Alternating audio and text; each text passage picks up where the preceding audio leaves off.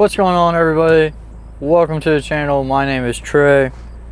I am a motorsports enthusiast of all sorts, and today I am driving a, I want to say NB Miata. I'm not sure.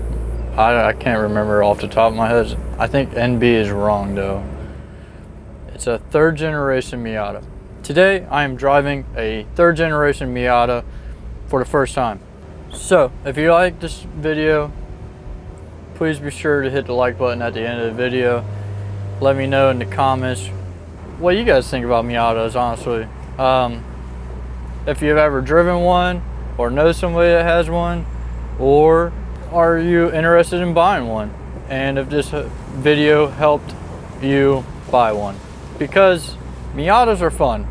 Miatas are light, Miatas are rear-wheel drive, Miatas are front engine, Miatas are 4 cylinders, Miatas are gas savers, Miatas are small, Miatas are easy to drive, Miatas are easy to work on, Miatas are easy to park, Miatas are awesome all-around little cars. Honestly,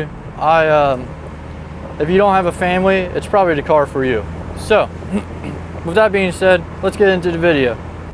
I don't know where I'm at. Oh, I know where I'm at. Okay. First reaction of a Mazda Miata. This is my first impression, honestly. I have not driven this car.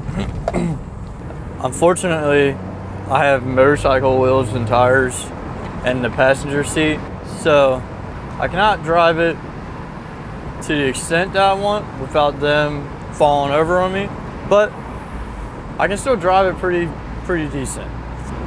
Off the rip, I am very impressed with the handling of this thing. It is full-fledged go-kart, like street legal go-kart. It is pretty damn impressive. This is my mom's. She went from a slingshot that had a 5-speed. She didn't want the 5-speed anymore, and she didn't want the slingshot anymore, so she sold it and ended up buying this. Now this car does have paddle shifters and like a slap shift. It does all right. It's not great. I mean, it's better than anything you'll get in any GM car. The shifting in it is a little bit snappier. I honestly don't mind that it's an automatic. I would much rather have a manual if I was ever to own one of these. We gotta save the manuals. I mean, I feel like America is the only country that everybody runs automatics. Like, they're converting cars to automatic here. I feel like it's a miserable place to be, a miserable time to be growing up in America. Like over in Europe, everything was manual, and almost everything was diesel, and everybody was so much more nicer. Like at least in Italy.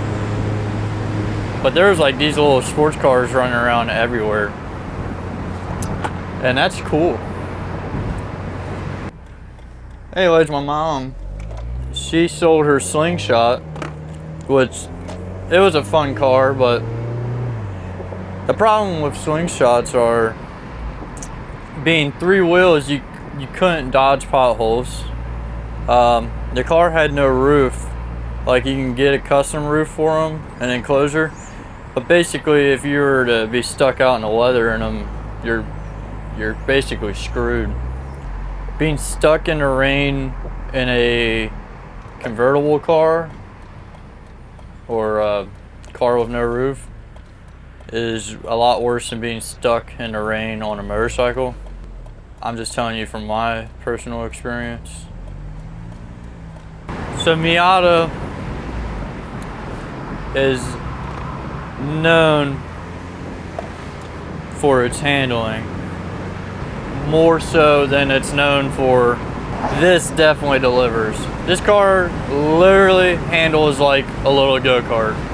After racing go-karts for like a month straight or 6 weeks straight. I don't even remember how long it was. It was a long time though. I think it was 6 weeks. After racing them and then getting into this, I could not believe how similar they both were. What a fun little car though. I wouldn't mind having something like this to like just run errands around town or cruise around on the weekends. It's a cool car. The steering feels like it does not have power steering. It's pretty stiff. It's got a lot of feedback. The harder you push it, the more feedback you get. I don't care for the paddle shifters. Like, I feel like one side should be up and the other side should be down. Whereas like this has the back paddles are up and the top paddles are down. I find that kind of strange. Also, this car has no power after 80 mile an hour. Like, I mean, it's basically, the speedo reads all the way up to 140, but you can hold your foot on the floor wide open, and around 80 is when it really just has nothing. So if you are planning on doing like a lot of highway driving or whatever, I would not consider this car whatsoever. But it's fantastic for back roads, especially like the back roads around here in Kentucky or West Virginia or Tennessee. It's a fantastic car for these kinds of roads. I think this car, I would pick this car over probably any other like beginner level autocross or even track car. I feel like on the track you'd find yourself just flat out through every corner. Like, yeah, you might be working on hitting your apexes and stuff, but you might only have like 2 braking zones depending on your track. Like, basically you don't have to touch your brakes hardly ever. The car itself will handle,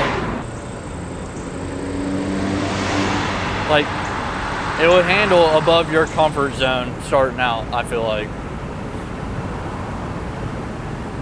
you could get real comfortable pushing this thing to its limits pretty quick, I feel like.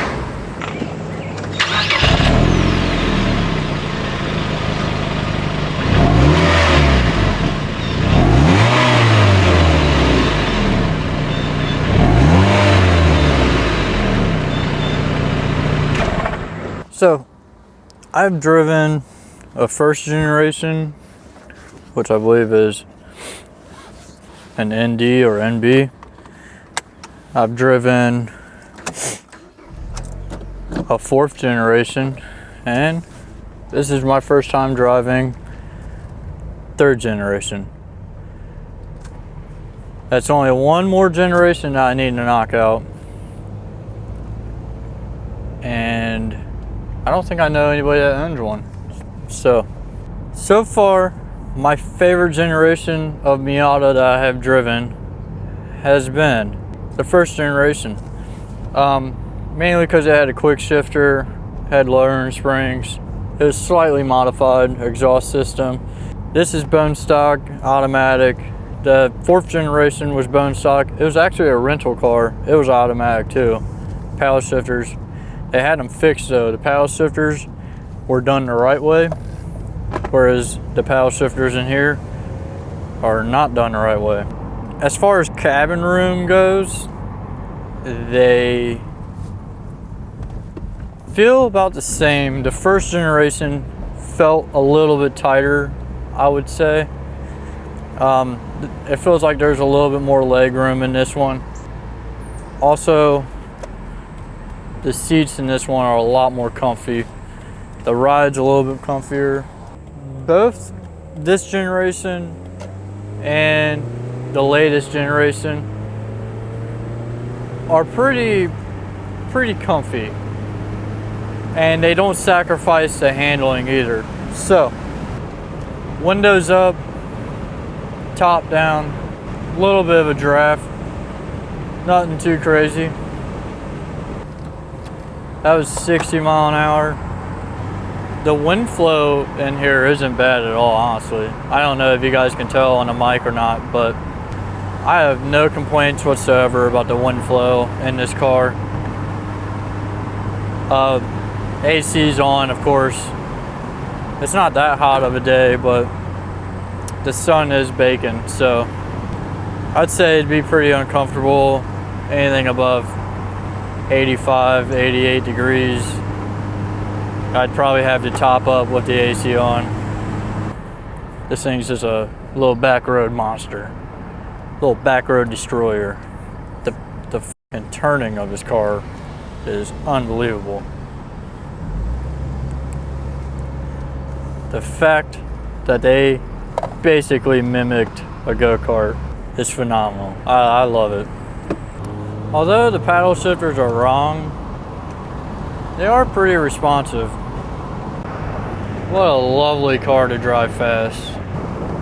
I do believe she is selling this thing, sadly enough.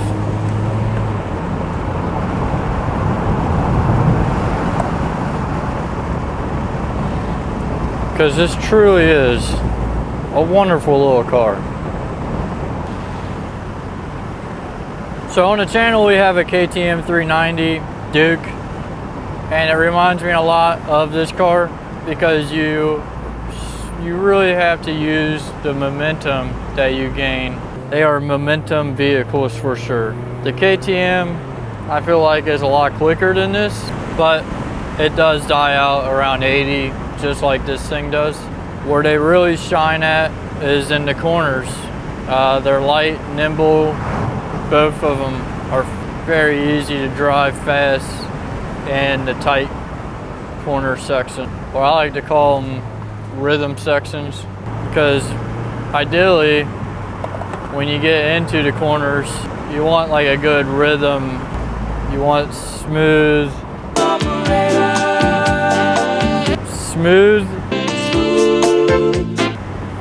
and steady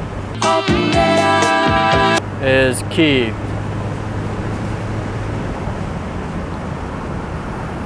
This car is very smooth, honestly. My old Miata would beat the shit out of you. It had lowering springs on it, but I mean it would bottom out and bounce like crazy on these American potholes. Also, another thing that I kind of like about this car is it doesn't sound like you're going fast. I kind of like that because you are telling on yourself when you are going fast. Like, people can hear you going fast. And with this car being kind of quiet, just a nice little exhaust note, it doesn't give you away to anybody. I mean, it is pretty damn quiet. I kind of feel like this one is a little bit peppier than the newer version that I drove too. But it has been a while since I've driven the newer version of this. I feel like this car feels wider than the newer version too. It kind of gives that wider feeling. Your arms are you can stretch your arms out a little bit better. Here in Kentucky, instead of just fixing the roads, they just patch them for the next 10 years until they really fall apart. Then they'll come through and fix them. It's a great system they have. That's kind of why I fell in love with motorcycles over cars, is because motorcycles always seemed a little bit smoother on these rough country roads versus having four wheels. But I've been really impressed with this car. All four wheels are independent. Miata was the first car to have fully independent suspension all the way around. All four corners, they all have double wishbone A-arm. It was the first car to have it, and that is what set them up to be some of the best handling cars money can buy. I will say there is no greater feeling